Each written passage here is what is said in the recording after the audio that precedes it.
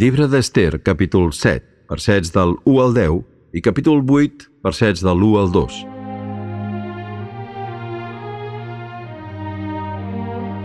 Amant cau en desgràcia i mor penjat.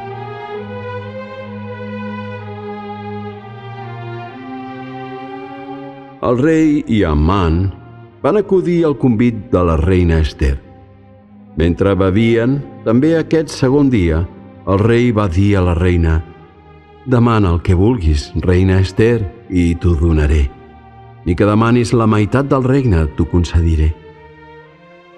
Ester va respondre: «Si gaudeixo del favor del rei, si al rei li sembla bé, li demano que em salvi la vida.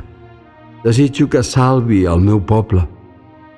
Si el meu poble i jo haguéssim estat venuts com esclaus o esclaves, hauria callat. No hauria valgut la pena d'importunar el rei per això, però hem estat venuts per a ser exterminats, assassinats i eliminats».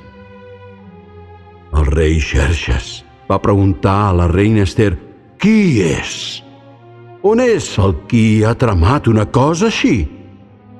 Ester va respondre: «L'adversari, l'enemic, és Amant, aquest pervers».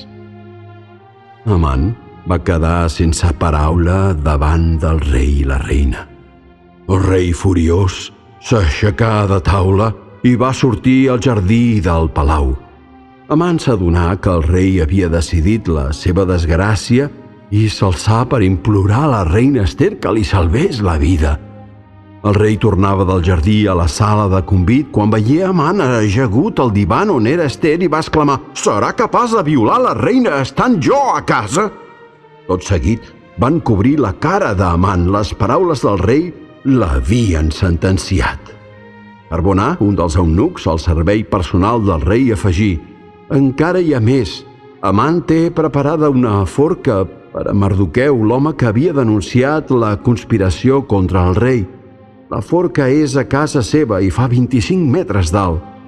Doncs pengeu-hi Amant!»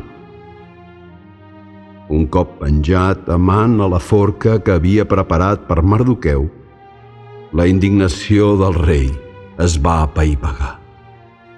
Aquell mateix dia, el rei Xerxes va donar la casa d'Amant, l'enemic dels jueus, a la reina Ester.